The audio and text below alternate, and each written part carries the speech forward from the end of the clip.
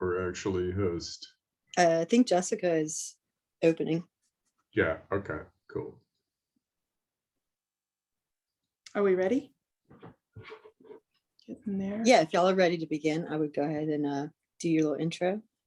Okay. Are we ready to record, Jonathan? Recording. Okay, we're ready. All right. Well, that was a process, but here we are.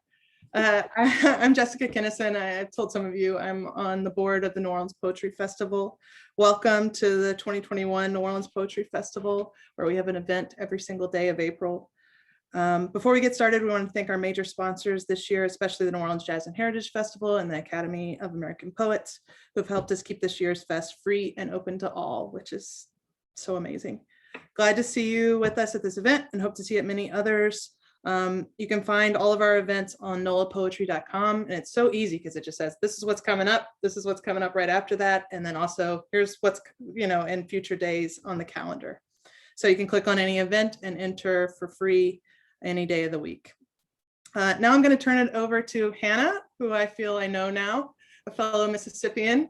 Hannah V. Warren, take it away. Thank you so much, Jessica. And thanks, Megan and Bill and Jonathan and everyone else who's putting all this together, putting so much labor into this project for all of us to come together and talk about some poetry. So thanks to everyone for coming to our presentation on visualizing prose poetry, landscape, dream machines, and transformation. We're excited to be here online with the New Orleans Poetry Festival after so much turmoil in the past year. I'm just going to start us off for a couple of introductions with the people who are going to be speaking. So Zack Anderson is a poet and translator from Wyoming, a graduate of the University of Notre Dame MFA program, and a PhD student at the University of Georgia. His chapbook, The Outlaw, The Red Ghost, Half-Lives, A Photogram Exposed by the Dirt, was published by The Magnificent Field in 2021, now available. His book reviews and critical writings can be found in Harvard Review, Kenyon Review, and the Action Books blog, and his poems have recently appeared in Fairy Tale Review, New Delta Review, and Dredgenauld.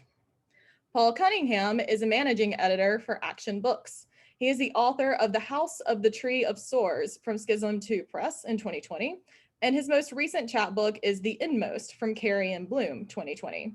From the Swedish, he is the translator of Helena Osterland's Words from Press in 2019.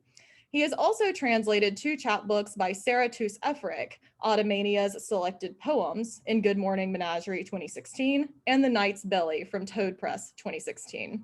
His creative and critical work has appeared or is forthcoming in Denver Quarterly, Kenyon Review, Quarterly Rest, Harvard Review, Diagram, Bat City Review, and others. He is also a PhD candidate at the University of Georgia, and he holds an MFA in poetry from the University of Notre Dame. Speaking of myself in third person, which is always really fun, Hannah V. Warren is a PhD student at the University of Georgia, where she studies poetry and speculative narratives. She holds an MFA in creative writing from the University of Kansas. Her writing and research interests focus on the grotesque, post-apocalypse narratives and representations of alterity. Hannah's chapbook, Reconstruction of the Necromancer, won Sundress Publications' 2019 chapbook contest, and her prose and poetry have haunted or will soon appear in Passages North, The Pinch, Strange Horizons, and Fairy Tale Review, among others.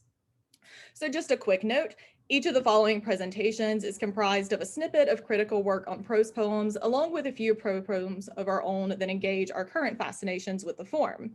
As we present, we invite you to ask questions, share thoughts, or otherwise engage however you see fit in the comments section. We really miss in-person communication and would love to mimic that in any way possible. Without further ado, we're going to start with Zack Anderson's presentation, so I'm going to go ahead and hand it over to him. All right, Hannah, thank you so much for starting us off. Thank you to you and Paul for being here, and to Bill and Megan and the festival board for making this happen. So I'm going to be talking a bit about landscape, and initially I started by considering the conjunction of violence and landscape as it shows up in the prose poem. What ended up happening is I did a kind of a close reading of a Baudelaire poem, and then I'll spend some time talking about my chapbook, and I'll close by reading a little bit from it. And some questions that I had in mind we're thinking through how the form can subvert or reinforce expectations of narrative continuity. What does the prose poem have to do with ideas of horizontal or vertical perspective? And how can the prose poem form work to unsettle the aesthetic distance involved in the production of landscape itself? So that was kind of my starting point. And then turning to Baudelaire, Baudelaire published Paris Spleen, Little Poems in Prose in 1869. In his essay, Paris, the Capital of the 19th Century, Walter Benjamin emphasizes a kind of double exposure of interiors and exteriors in Baudelaire's work, writing, "The crowd is the veil through which the familiar city beckons to the flaneur as phantasmagoria, now a landscape, now a room." Baudelaire has this really odd poem called Cake in Paris Spleen, which exemplifies this overlaying of interiors and panoramas, but it goes further than that, warping what might have been a Wordsworthian pastoral into a shocking scene of brutality. The poem in Keith Waldrop's translation begins with a picturesque romantic vignette. "I had taken to traveling. The landscape in which I found myself was of irresistible grandeur and nobility. At that moment, something from it must have crossed over into my soul. My thoughts fluttered up, light as air, vulgar passions such as hate, such as profane love, now appeared to me distant as clouds drifting through the abysses under my feet." Here, the landscape's aesthetic distance from the speaker is evident in Baudelaire's abstractions like grandeur and nobility, which in turn affect the speaker's interior state and drive out his vulgar passions. But the speaker's reverie as he tranquilly stops to eat some bread is interrupted by a, quote, "small creature in rags, dark, disheveled, whose hollow eyes, wild and imploring, devoured my bread. And I heard him sigh in a low, raucous voice the word cake." The speaker offers him a slice of bread, quote, "but at that moment he was knocked over by another little savage, springing from I don't know where, and so perfectly like the first that they could be supposed twins. The first, exasperated, grabbed the other by his hair, who in turn clamped his teeth on the first one's ear, spitting out a bloody bit of it along with a superb dialect oath." So the first thing that stands out is Baudelaire's language, which frames the two beggars as abject, racialized, and exoticized others through phrases like little savage and a superb dialect oath, which was Waldrop's translation of patois. And just as a side note, there is, when you get to the end of the poem, a reading of Cake as a colonial commentary appears, which is kind of interesting, but I didn't have time to really go into it here. We might also note the contrast with romantic tropes that we might expect, where rural or rustic people are sentimentalized, and that doesn't happen in this poem. After instigating the fight, the metropolitan speaker regards the scene with the same kind of aesthetic distance as he did the landscape. Content in his role as spectator, he takes the time to note how the beggars could be supposed twins and refers to the bread as the contested article, as if it were a rare commodity in a Parisian arcade. The violence in this scene is shocking too, all the more so for its staging in the sublime landscape of irresistible grandeur and nobility. But for me, the most interesting part of this poem isn't in the melodrama of the fight, but in the cruel irony at the end. Quote, "The cake traveled hand to hand and changed pocket to pocket, moment by moment, but alas, changed also in volume. And when finally exhausted, panting, bloody, they stopped because they could fight no more. There was no longer actually anything to fight about. The bread had disappeared, scattered in crumbs like the grains of sand it fell among." Here I find a kind of molecularization, the reduction of the high concepts of both cake and landscape to a vulgar materiality. The crumbs of bread become indistinguishable from the grains of sand, and this flattening into base material collapses the speaker's sense of aesthetic distance. For me, this spectacle darkened the landscape, completely gone the calm joy that had enlivened my soul before seeing these little men, Baudelaire writes. Unaffected by the vision of human suffering he has just witnessed and instigated, the speaker's bitterness that this spectacle darkened the landscape might also suggest his growing recognition of the artificiality of his sublime experience. In other words, I'm seeing an equivalence between spectacle and landscape being made in the poem. I see a kind of equivalence in the form as well, where Baudelaire's prose lets him conceal the discontinuities of modern life under the veneer of syntactic continuity. Maybe we might see Paris' spleen as filmic in that sense, pressurizing the places where events are cut and spliced back together. We find this play between the illusion of continuity produced by narrative and staged in prose, and discontinuity here as the sudden eruption of violence. Cake is so intriguing in the way that it demonstrates how spectacle can erupt even in an idyllic pastoral landscape and throw the authenticity of the setting itself into question. So I'll stop talking about Baudelaire now and turn to my chapbook, The Outlaw, the Red Ghost, Half-Lives, a Photogram Exposed by the Dirt, which came out from the Magnificent Field earlier this year. And I'm interested in the ways that spectacle or discontinuity might unsettle the supposed authenticity of things like landscape in my own work, which often deals with this sort of self-conscious artificiality of the aesthetic tropes of the West. My chapbook stages a plural posse-like speaker's pursuit of an outlaw through a diorama flat Western landscape. The poems are surreal and cartoonishly violent, and they play with the dialectic of continuity, discontinuity that I think the prose poem form really encourages.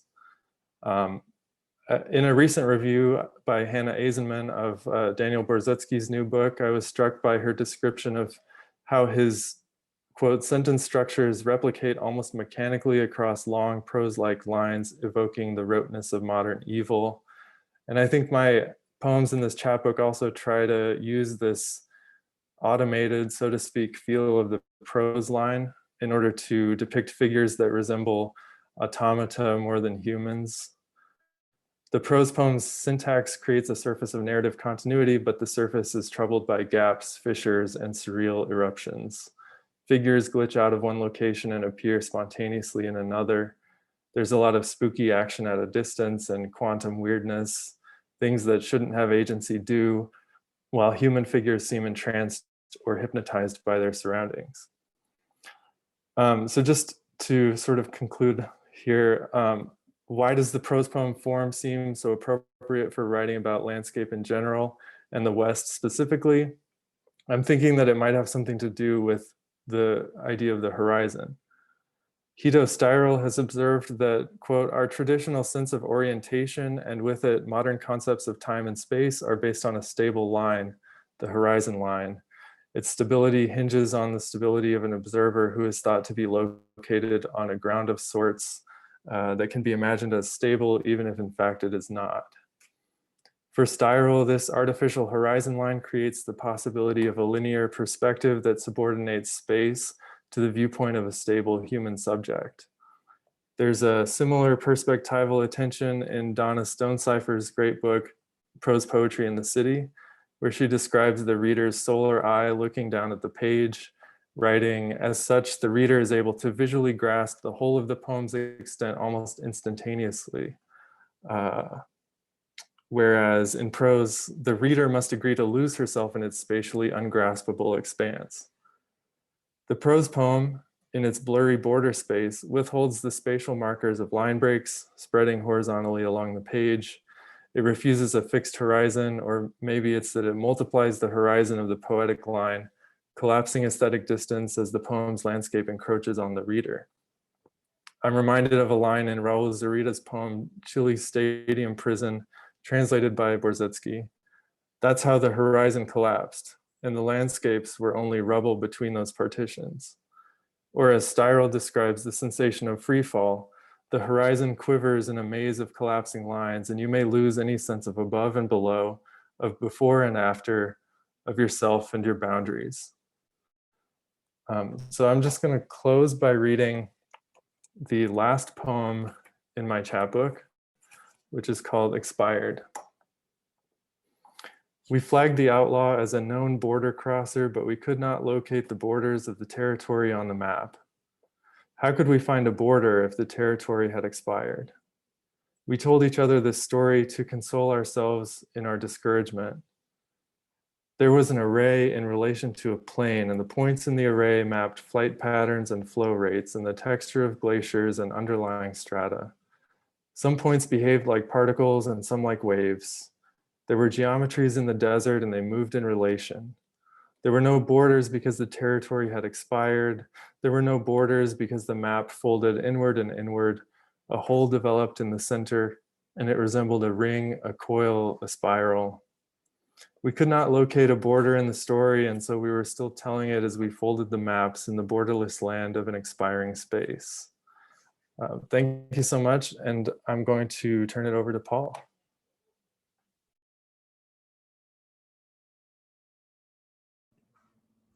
Thank you, Zach. I am, in a similar vein, going to read about my own experience with the prose poems and poets that have influenced me, and then share some selections from my book of prose poems, The House of the Tree of Swords. And thank you again to Megan and Bill and the NOLA Poetry Festival. Thank you for having me, and I'm very glad to be here in the virtual version.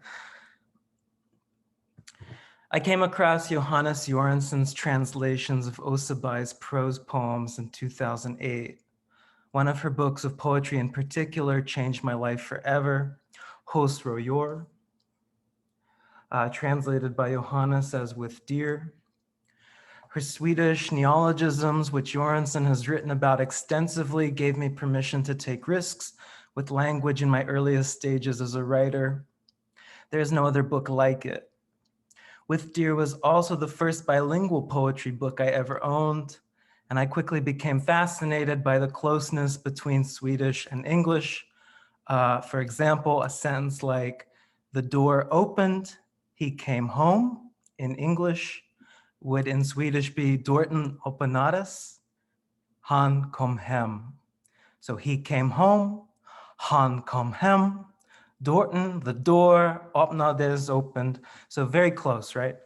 The discovery of Bai's translations, most of which are only available from a small press called Black Ocean, led me to Bai's reflection on the prose poem, which appeared in a 2004 issue of the now defunct online journal Double Room. I came to know the prose poem as a dynamic device of anti-logic, a way to combat what Bai had described as suffocating masculine literary traditions. Suddenly, for me, not everything had to be about plot. I could break away from restrictive patterns. I could look to Bai's surreal landscapes and neologisms to create new language. As translated by Jorgensen in Double Room, Bai writes, "The prose poem has an enormous potential to be suggestive in its own way. It can function as an unmetaphorical, hard, objective image. It's a completely different way of proceeding, a pipeline into the way the brain works when one stops filtering things through consciousness. The prose poem doesn't need a meaning, a message. It speaks a dream language, a language that wants to slip through language and use it. That a language that wants to make the words into body in a total concretion. I don't think dreams mean anything, they just are. There's no reason to translate them into logic," end quote. A member of the surrealist group in Stockholm, Sweden, Bai was also my first exposure to theories of surrealism. I read her thoughts on dreams, dream theory, and consciousness long before I would read Breton's. In her book of essays, Tsunami from Solaris, Bai refers to her poems as landscapes, landscapes. She writes, "My landscapes do not want anything from me. They are, in that sense, cold worlds. They exist, but not for me to exploit." The prefix denotes a landscape at its most primitive or earliest stage. A landscape owned by no one, usurped by no form of humanism. A landscape that babbles, a landscape capable of ing with its non-human or even a post-human throat. In this way, the landscape of the prose poem gives writers interested in speculative fiction or SF at large plenty of room for alien or post-human world building. I think anti-logic, being critical of human logic, is a useful way to approach nature or the natural world. I find that an anti-logical approach to nature is in fact very natural because it anticipates a key word here that I'm focusing on, which is disturbance. It's like Anna Lowenhaupt-Singh writes in this really great book called The Mushroom at the End of the World. Disturbance opens the terrain for transformative encounters, making new landscape assemblages possible. Humanists not used to thinking with disturbance connect the term with damage, but disturbance as used by ecologists is not always bad and not always human. Whether a disturbance is bearable or unbearable is a question worked out through what follows it, the formation of assemblages. So I want to emphasize that fact that Singh is emphasizing that a disturbance is not necessarily a negative thing. It can be positive or negative. This is how I think of the prose poem as a landscape assemblage containing a variety of sublime disturbances. Maybe it's accurate to call the prose poem specifically Deleuzian in the way that it resembles a plateau, its spaciousness, a plateau covered in intersecting rhizomatic disturbances that are all functioning. And as they function, they juxtapose words, things, power, and geography. This anti-logic, this transgression of form, is appealing to me depending on what my project calls for, because I'm not necessarily anti-lyric or anti-lyric. I love my line breaks, but it depends on what the project is calling for. And that's how I think in terms of my poetry, is in terms of projects. All of my projects begin with an image, the core, or an original, the core disturbance or the original disturbance. So the House of the Tree of Source began with an image of a black twisting tree growing in the center of an IKEA department store. Where did the tree come from? Why is that happening? These kinds of questions did not matter to me in the beginning. I already have the image, and I'm an image before story kind of writer. Language can be material and vehicle for me. I think of an image and then I build around it.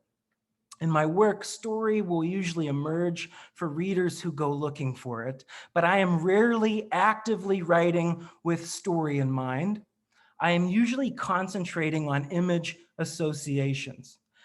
Because The House of the Tree of Source is written as a series of prose poems, with the exception of a middle section called Kitchen. It does take on a lyric mode in the Kitchen section. But readers seeing it for the first time often will ask if it's a novel, or people just think it's a novel. I think when readers see prose poems, they are expecting narrative or story. They want to instantly look for that. Meanwhile, if I am writing prose poems, I am often using the medium, like by, to explore a different kind of story, a series of disturbances, positive and negative, that unfold across landscape, environment, and place. Sade Laney's 2014 debut work of poetry, Dream Machine, from Cohen Press, is a collection of numbered prose poems, or what they call dream machines. Landscapes. Like Joseph Cornell's boxes, each surreal dream machine feels unique with an environment all its own. The poems are also all numbered, but the sequence is out of order. Laney's speaker resists a logical chronology for sharing their dreams. For example, the book begins with a poem labeled 13, and then comes 27, 300, 5, 10, 789, etc. Each poem contains an I, but the I is not always necessarily human. In poem number 5, Laney writes, quote, "I had fallen asleep with the TV on and the vulgar animation was seeping into my subconscious," end quote. And just a few lines later, the I assumes the role of a fly on the wall. The speaker's human eyes transform into many eyes. Quoting Angela Welling in a book called Flowers Among the Carrion, author and critic James Pate suggests that in the case of Dream Machine, the poet themselves might possibly be considered landscape, because if the prose poems are in fact meant to be dreams, the poet then must be the dreamer. For me, the expansive landscape offered by the dark room of the prose poem is an excellent way of tapping into the world of the non-human. In Donna Stonecipher's prose poetry in the city, the author maps out two kinds of prose poems: the Baudelairean, which are prose poems with narrative structures, story elements, something similar to maybe flash fiction, and then the Rambodian mode, which are surrealistic or dreamlike collections of sentences full of unlikely or unexplained juxtapositions. And just to compare the two very quickly, I would say that the Rambodian prose poem is more montage-like than a Baudelairean prose poem. When we're in the realm of Rambodian prose poem, it feels more to me like I'm watching a Buñuel film. That's not to say that Baudelairean prose poems are not filmic, but the Rambodian poem feels more, especially the illuminations, it feels more montage-like to me. My prose poems seem to have more in common with the sublime nature of this Rambodian mode. While I'm not necessarily always thinking of the speakers of my prose poems as flâners wandering vast cities, I do think about how my speakers can use the antiform, the spaciousness or the spacious block of a prose poem to navigate a vast and sublime environment.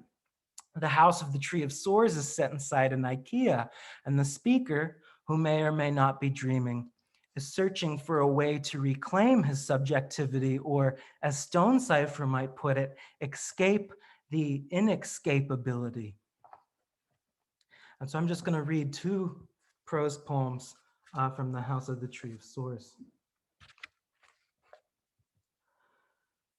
I find a hole, a wound in the flooring. A dark tree trunk swells, capillary vessels chafing and spewing their inner from the jagged hole. The shattered floor, slightly shredded petal, arteries still pumping.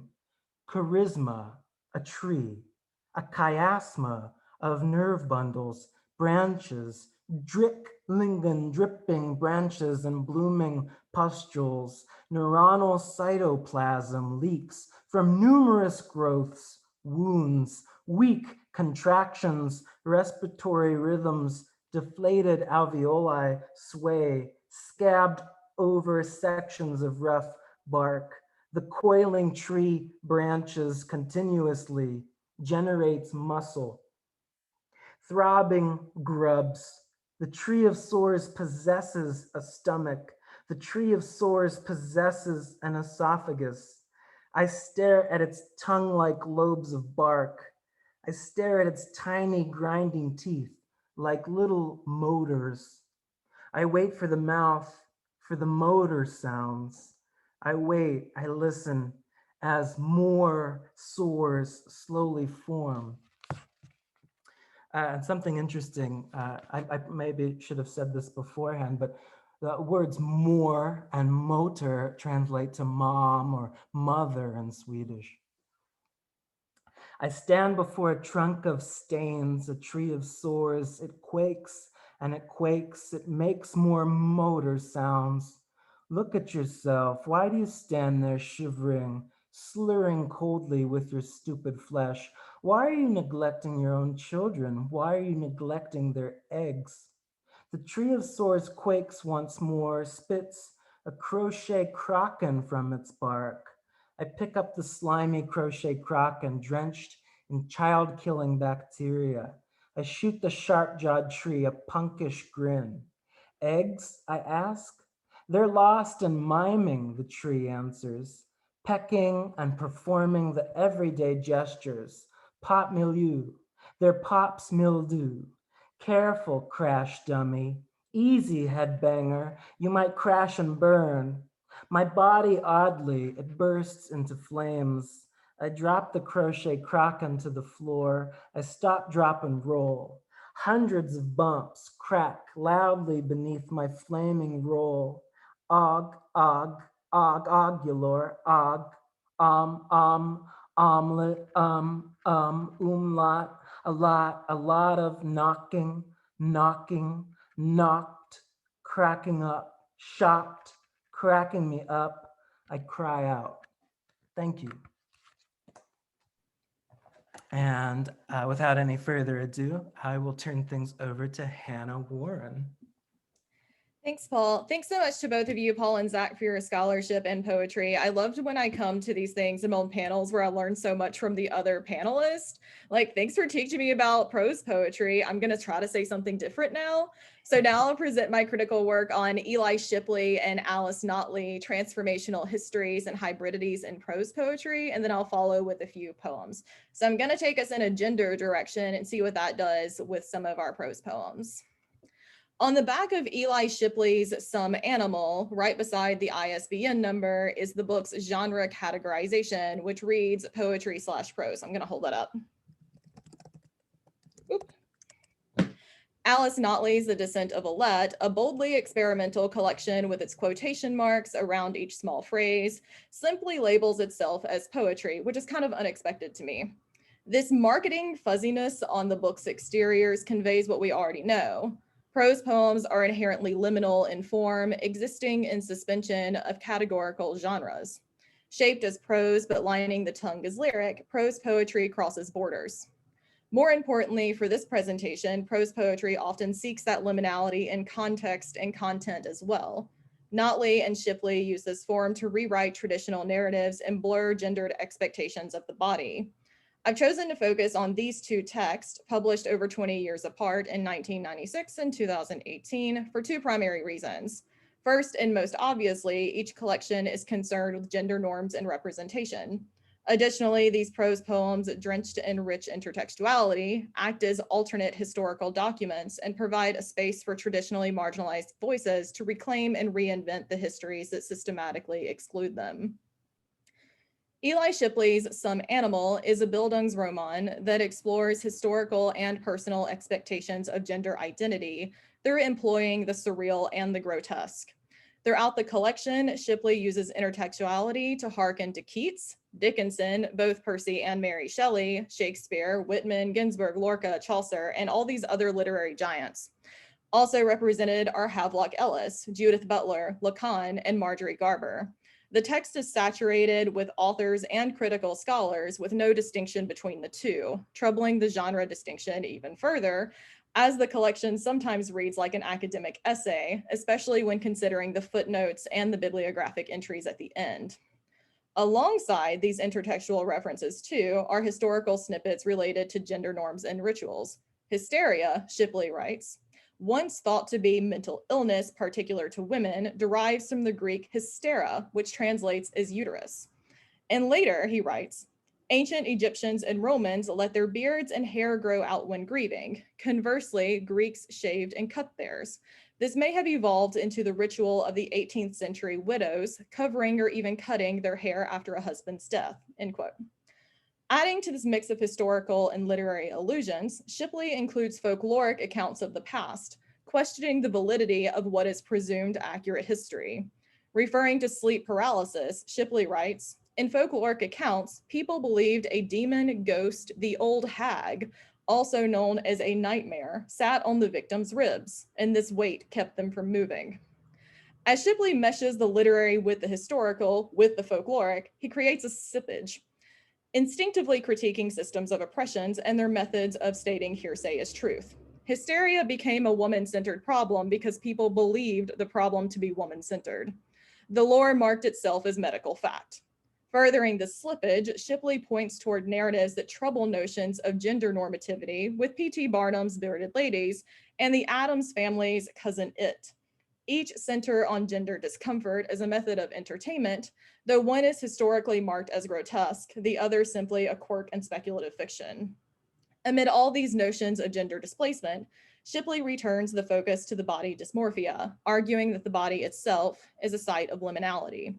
This parallelism is seamless. Genre and gender, as we know, are synonymous. Shifting to The Descent of Alette, a feminist retelling of Dante's Divine Comedy, Alice Notley narrates the primary character's epic and transformational journey as she confronts the tyrant, a singular character stand-in for institutional misogyny. Notley aligns Alette with everything the patriarchy fears from women. Her physical body becomes stronger as she raises her voice to overshadow hegemonic masculinity. The physical and the grotesque change in Alette's body allow her to discard her female form's representation of oppression, thus undermining the heteropatriarchal norms that trap her in the narrative's hellscape. By becoming an undefinable mix of woman and animal, Alette rewrites history in this collection, asserting the presence of marginalized bodies in their formerly erased past. The gendered positions of women's bodies as historical caches plays a heavy role in this collection. They work as access points, visual displays for historical representation or metaphor. In her journey through a labyrinth of caves, Alette finds 3 fading portraits on a wall. The first portrays the noble tyrant, the second, a nude woman who has a black hole for a face that leads into a tunnel, and the third is a mountain lion. This lineup denotes deterioration, starting with the social and physical perfection of a man and ending with the non-human grotesque of the mountain lion. The faceless woman falls somewhere in between. The cavernous face reflects the history of women's voicelessness, nothing more than a natural landscape for men to explore and claim. A few pages after this portrait scene, when yet another woman turns into a cave figure, Alette thinks, "I was now afraid I stood exactly inside of women's bodies. Was the human psyche made of women turned to stone?" Although she still fears this cavernous space, Alette now openly associates with it, thus reclaiming the grotesque body's collection and connection to natural imagery, and inhabiting the monstrous category imposed on women who push against normative ideals. These 3 cave portraits, tyrant, woman without a face, lion, act as a historical document, outlining a human origin story that the tyrant seeks to maintain as the truth. But these paintings are disappearing, according to Notley. The word disappearing is used here. Thus, Alette's journey to eliminate the tyrant and her willingness to abandon the parts of her body that represent her oppression is slowly rewriting women's erasure in history. As Alette considers the passage behind the faceless woman's portrait, that tunnel, she feels herself melding with the painting, their bodies integrating until the faceless woman joins the many companions that already exist inside Alette. She's been collecting people inside her body during this collection. She takes on the dark facelessness of women across history, bringing to the scene her own knowledge and determination to curtail the tyrant's desire for control. When the tyrant says, "Look at me, see how I'm truly afraid for you," Alette responds, "But I can't see you, I have no face," turning the tyrant's words against him and embodying the painting of the faceless woman to rebuff his attempts to stop her progress. When she enters the tunnel, Alette calls back to the tyrant, "Well, I'm going to see it through." Still using the language of sight, Alette makes it clear that she chooses what she wants to see. She allows the image of a woman without a face to transform into a weapon rather than a representation of women's subjugation, recasting historical oppression into something she can use against the tyrannical figure. Shipley and Notley are concerned with the liminality of transformations in terms of both historical narratives and bodies themselves. Prose poetry, as a genre that crosses boundaries, seems to promote this type of liminality with its propensity for intertextual development and lyric yet essay-prone prose. That's the end of my critical portion. I'm really excited about those 2 collections of poetry. Never expected them to come together in this way. I'm going to follow that up with a few poems that interact with transformation. In this past year, I've gone completely off the rails with my poetry writing. It's just getting weirder and weirder. And I'm already a speculative writer, so that's saying something too. And you'll see that happening in these strange little prose poems. I'm starting with Omission of the Tongue. Everything has slipped our minds. Slip of a paper, we slip on our slip of a dress. All the words we've ever known slipping through our oily fingers. We call our own names when we want to remind ourselves of melody. Slip of our tongues in one language and out the other. We slip by, count the days until we can slip through our own skins. We know the one who raised us. Slip of a woman, the callous hands, the glum tablecloth. We touch our cheeks to the sky, slippery and expired. We come away with bruises. Oh, the fruits of our bodies, the slippery, satisfying, savory fruits. We comb our hair with the ocean, the teeth of someone else's children. We don't mean to invite our husbands, slip of the hand, our slippery slope. They demand to come, slippery when wet, slippery as an eel, to slip into something more comfortable, to slip into the creases of our bodies.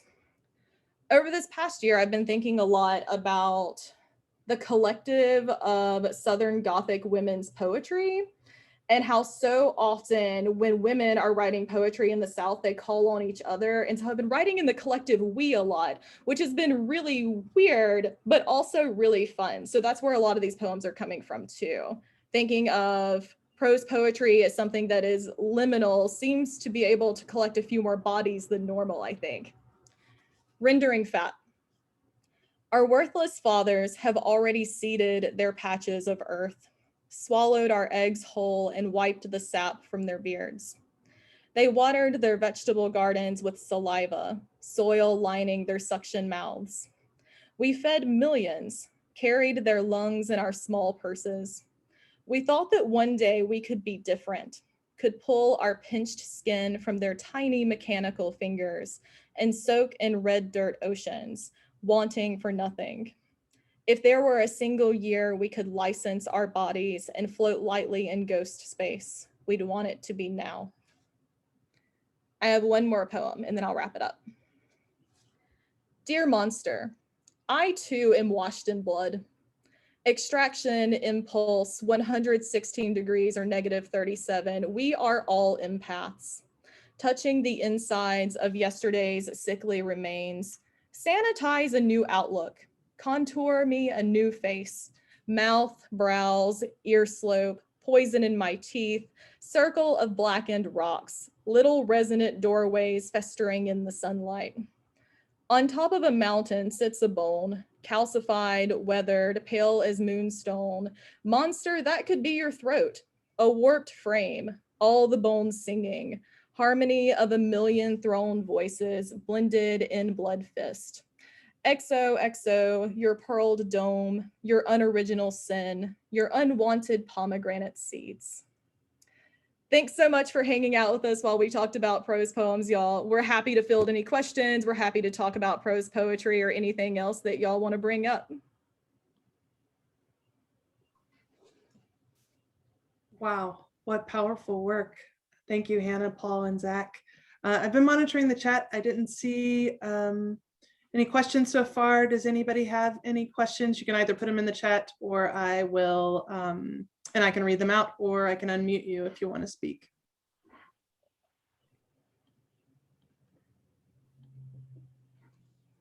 Any questions?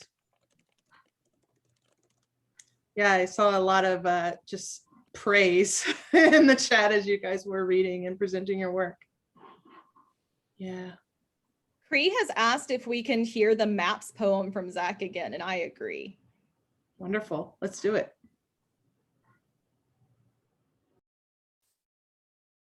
Sure, yeah, I'm happy to do that.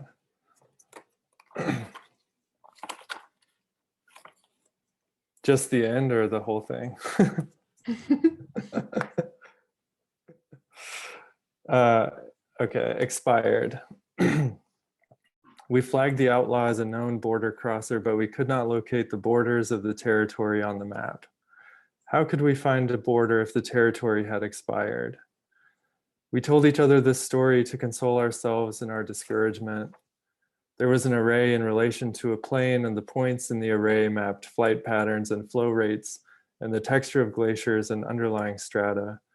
Some points behaved like particles and some like waves. There were geometries in the desert and they moved in relation. There were no borders because the territory had expired. There were no borders because the map folded inward and inward. A hole developed in the center and it resembled a ring, a coil, a spiral. We could not locate a border in the story, and so we were still telling it as we folded the maps in the borderless land of an expiring space. Wow, thank you, Zach. So a question from Luke.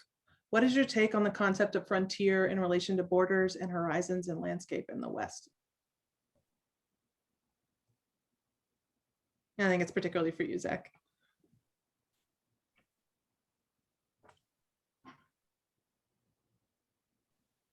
There we go. So Sorry. I unmute them. Yeah. Yeah, Luke, thanks for that question.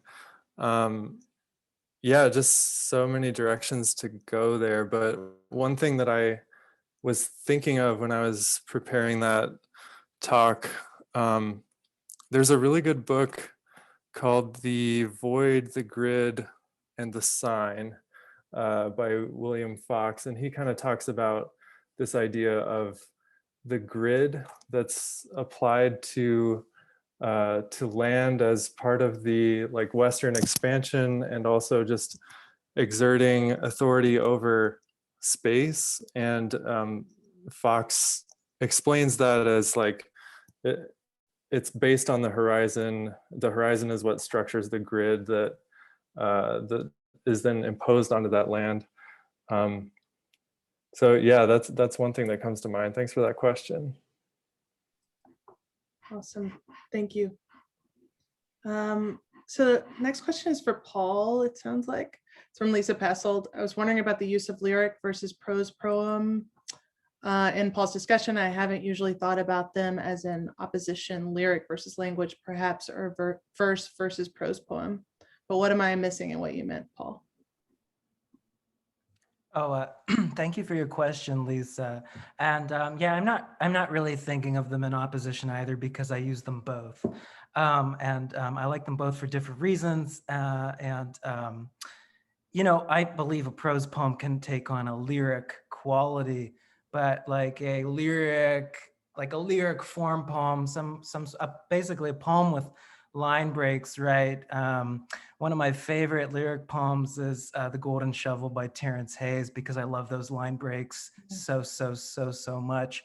And every now and then I'm like, I want line breaks. And even though, so The Tree of Swords is a book of prose poems, and I mean, most of the poems look like this, but when we get to the kitchen section, I started thinking about the lyric poem. I started thinking about recipes and the way a recipe might be formatted on a page. And so I was writing lyric poems to kind of mimic recipes. And so some of the poems have instructions. And then I started, yeah, I couldn't even do it. I couldn't write a single book with only prose poems. I still had to revert to a lyric mode. So that's what I'm meaning by a lyric mode versus like prose block, prose poems. But I do believe a prose poem can have lyrical tendencies, absolutely. Thank you for that question. So Paul, Lisa had a follow-up question, which is, and I had the same question when you were speaking earlier, is a lyric poem synonymous with line breaks for you? Oh, sorry, I've got a Paul. Here you are. It mutes people so fast. So you're still talking. There we go. I'm free. You there? I have it now. Guys. Lyric poem usually. What's that? Oh, sorry. Go ahead. Oh, lyric poem usually meaning line breaks, or something that some sort of form that exists outside of a prose block. I think there could be like I'm sure we could do a hybrid prose block, and throw a tercet in there somewhere. So I don't think necessarily. But yeah, typically if I'd see a poem that's couplet, tercet, couplet, tercet, I feel like I'm entering a lyric mode, or some sort of poem that's in conversation with some sort of tradition. And And, you know, even like the sonnet forms, there's so many different mutations of the sonnet. Poet like Nick Dembski and Peter Twall, they call their poems sonnets, but they don't resemble a traditional sonnet. So I'm totally down for renovating and mutating the lyric. I don't really root for one over the other, but sometimes I do feel like there is something that the spacious prose block can offer us that we can't get in the lyric. And sometimes I feel like there is something that a line break can offer us that we then can't have in that prose block. I hope that is helpful in some way. Definitely. Thank you, Paul. Hannah, do you see this in there? You want to just respond? Yeah, thanks so much, Zach. I'm gonna hold this book up because, like, if you haven't seen Descent of Alette before, it's crazy. It looks crazy. So I'm gonna hold this really close to the screen. Do y'all see all those quotation marks? Yeah, and so it's split up in these little pieces of phrases that seem as if it's stolen language, which is really interesting to me because the whole thing is in first person. And so it's continuously I, but it's as if the I is not allowed to speak continuously. And so it's this ongoing disruption that happens again and again and again. And so when you first start reading it, on the first page, you're tempted to read like, one day I awoke and found myself on a subway endlessly. I didn't know. And then those quotation marks start disappearing like 3 pages in because you get so tired so very fast of reading like that inside your head. And I wonder, I'm thinking, Zach, about orality not only as her speaking, the I speaking, but also how we would read this out loud and force ourselves to stop versus how we read it on the page and it starts disappearing for us. Just like those paintings on the cave wall, this starts disappearing as well, right? And so that musicality goes away after a while. And I'm not going to make some cheesy comparison to how she like found her voice and like we're allowed to start reading it in that way too. But I want to say that the book wants us to make that cheesy comparison. I don't think I fully answered your question, but it does change our expectations of how it reads versus like a normative prose poem. Thank you. Wonderful. Thank you, Hannah. Any final questions? We're getting close to 6 o'clock here. Zach seems like he got what he needed from that last one. Great. Oh, Rodney, let me see if I can find you here. There you are. 1 second here. Okay. Hi, Rodney. Hello. So I'm interested in hearing a little bit about the history of reading and writing in America as it relates to the prose poem and the form. Specifically, when I think about a tradition of peoples who have been legislated to not read or write, when we think about the form of the prose poem operating in a block, and as I understand it from the critical research presented here, is that the prose poem sort of opens up new possibilities for talking about disparate or marginalized communities. What does it say that the prose poem form is a block of language that could closely adhere to regular English hegemonic language, and the orality of poetry at its roots?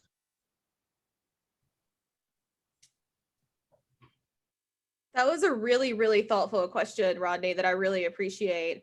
You know, I'm thinking about how prose poetry is not specifically an American form, but beyond that, I'm also thinking about the epic as a genre and how the epic is meant to be memorized, so it doesn't have to be written down and read, and so anyone should have access to a text along those lines.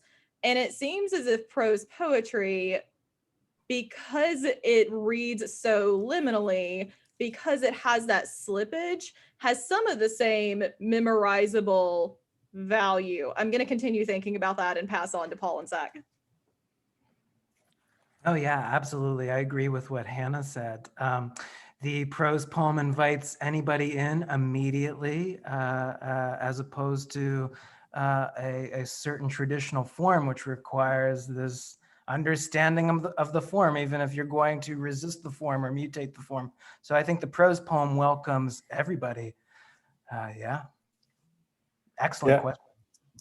Oh, sorry. Yeah, that's a great question. And the only thing I would add is that I'm kind of thinking about what Donna Stonecipher says when she's talking about paragraphs. And so I think there is, the prose poem does create possibilities, but there's some ambiguity as well, like she's talking about how paragraphs sort of condition us to expect objectivity, or they're used in sort of the language of the administrative or the scientific or the logical. So I think there is some tension there, and yeah, I'll have to continue thinking about that question. Just as another brief addition here, I'm also thinking about accessibility and how often, if you come into poetry without any background in poetics at all, sometimes that accessibility is not easy to catch. And so I think prose poetry, as that liminal form that gets us between fiction and poetics, does something really interesting for perhaps people who don't have that very privileged background of being able to access any text they want to. That was an awesome question. I'm going to keep thinking about it continually from here. Well, what a wonderful note to end on, to keep us thinking about prose poetry and what it means, right? And why we do it. So yeah, thank you for your wonderful panel, Zach, Paul, Hannah. I think there's still more comments coming in about specific lines that were memorable for folks.